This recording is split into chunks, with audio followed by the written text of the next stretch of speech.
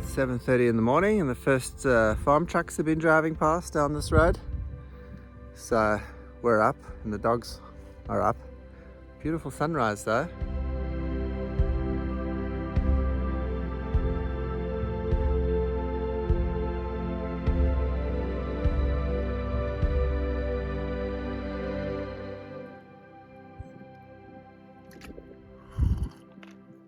Yorkshire tea, the strongest you can get.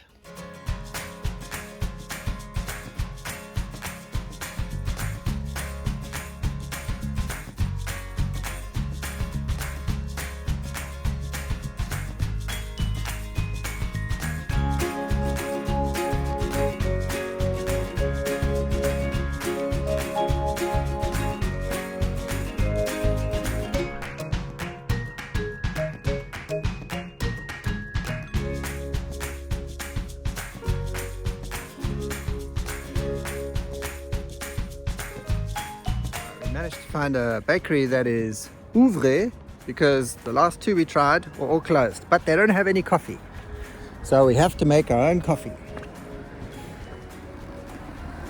What we do have is pain de raisin, which is a delicious French thing, bread with raisins. So it would seem with all these canals that you can actually get a boat and travel around here. The road travels parallel to the canal.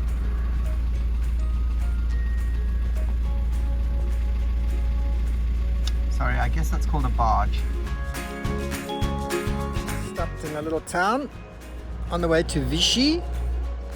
There's a beautiful mansion up there.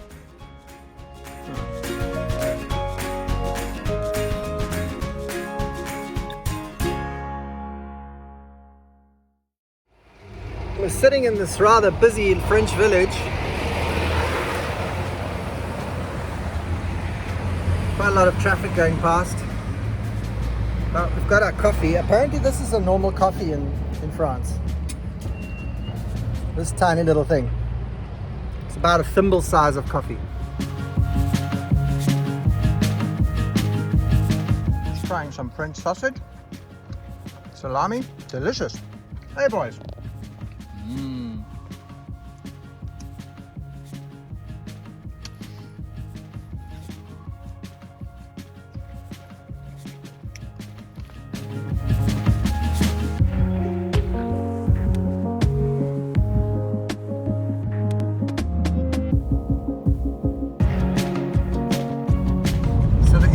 About today is there's nobody around and there's hardly any cars on the road. I seem to be the only car on the road everywhere I go. I suspect France is on holiday. Autumn holidays. That would explain why all the bakeries were closed this morning. We just got a new color for Viper. Beautiful, beautiful. Hey? Don't you look good in your new collar? Hey? It's actually a cat's collar. He's happy. Just in case you needed one more reason to live in France, they have pies, which makes it almost as good as England. We are in a gas stop shower. Looks okay, but it stinks in here of mildew. I don't think this place has ever seen sunlight or antiseptic. Well, we survived that and we are now clean. Maybe got athlete's foot out of the bargain.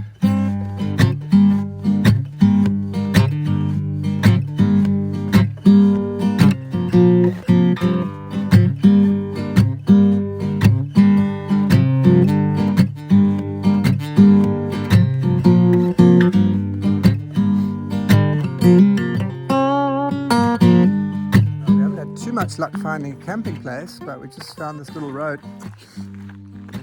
I was following Google Maps to try to get to the top of the hill, but Google Maps doesn't seem to make a difference between tarred roads and this sort of road.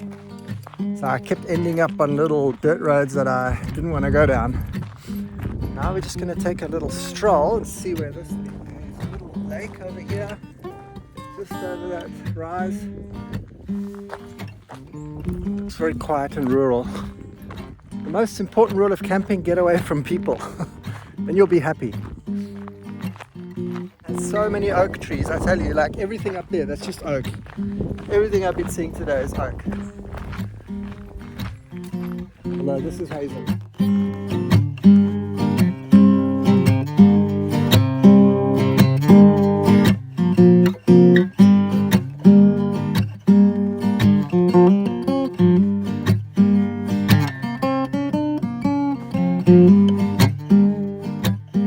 Found a little spot. There's a little opening in the field here.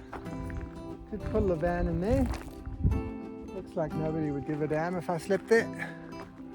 My only neighbours are some cows up the hill there. It's nice and quiet. And I don't see any houses nearby, so it should be good here. Hopefully. Soon find out if the farmer comes knocking on my window. Have to slip him a 20. According to the sign, there's a risk of bacterial contamination and the consumption of fish from this weir is not to be recommended. This is a rare tree. We've got one in my house, and that's why I recognize it. It's called a black earl. Sorry, it's not called a black earl, it's called a black alder. It's a very nice tree, very soft. You can break the branches with your hand. We had a huge one at our house, and then when we did the extension, they cut it down. But it's grown back.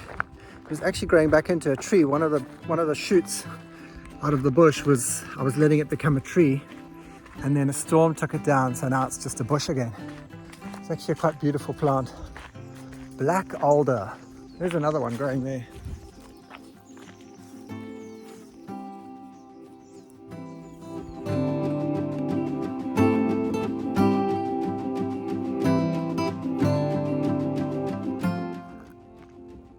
Just chillaxing in my little field here. Autumn colors all around. Bit of a grey sky, but quite an interesting sky.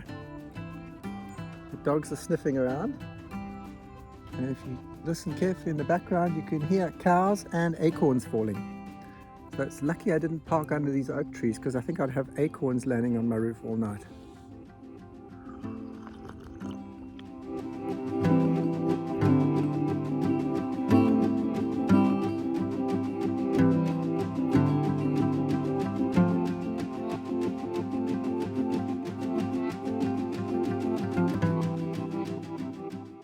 This is pretty cool. I almost wished I'd taken this thing off and left it at home, but now I'm happy about it, because when it rains, you're basically confined to that little area with Viper's smelly breath. And now I can sit outside, except my chair is in the back. So I gotta go out into the rain again and get the chair. These really cool camping chairs. They just like fold out and fold together. That's all you do. Like, there's no like fiddling around with anything. And then I've got this cool little table which my daughter made, Sophia, when she was a tiny little pooch, and it's so cool because it folds into a table. Thank you, Sophs.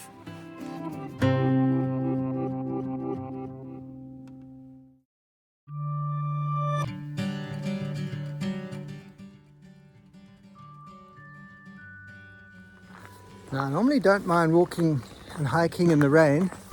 In fact, I love hiking in the rain. But it's a big difference if you've got a house to come home to and you can jump in the bath and chuck all your clothes in the wash. Here, if I come back soaking to my van, all that moisture gets into the van. And I already experienced it last night, what it's like having sort of, not damp, but like not completely dry bedding. You can feel it. There's a little bit of moisture on it and it's not very comfortable. So I actually tried to air my bedding just before this rain came. I wouldn't call this rain, it's spitting. But, oh, there's some white cows. So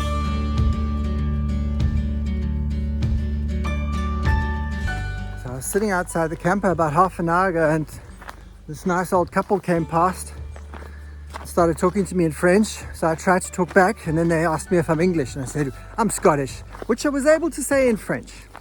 Je suis écossais. And then he started talking to me about Edinburgh and blues music, and apparently there's a guy who lives down the road here called John Bassett or something, who's a blues musician, which is kind of cool. So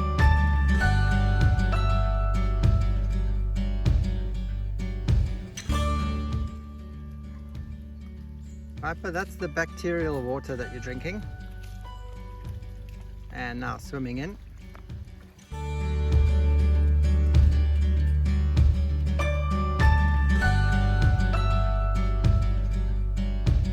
So I'm going to let you in on a little secret. When you go walking and you're not really sure if you're allowed to be there, always have a stick with you and a hat.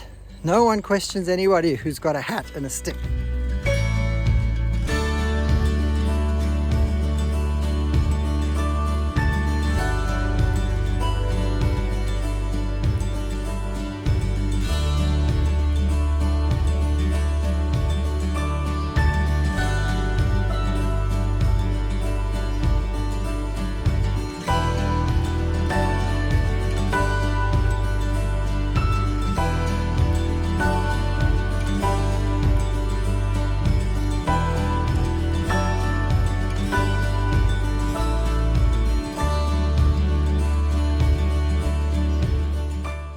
Just had a lovely chat in English with these people again. I saw them coming down the hill.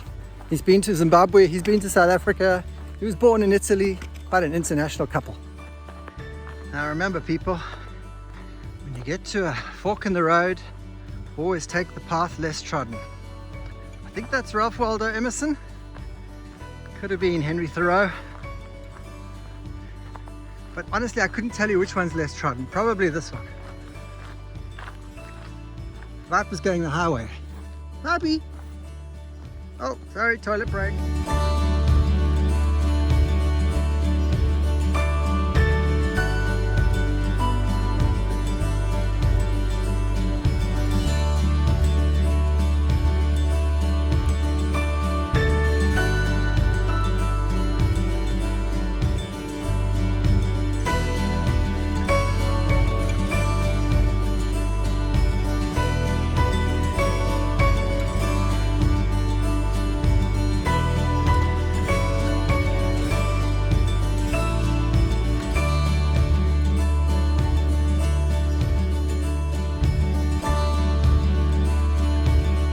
Okay, so apparently it was Robert Frost that said that he took the road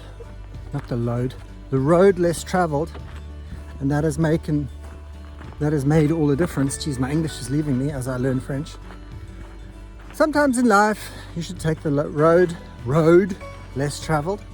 What I noticed is some roads fork off and then they fork off again and you end up exactly where you started. So there's the fork from another angle.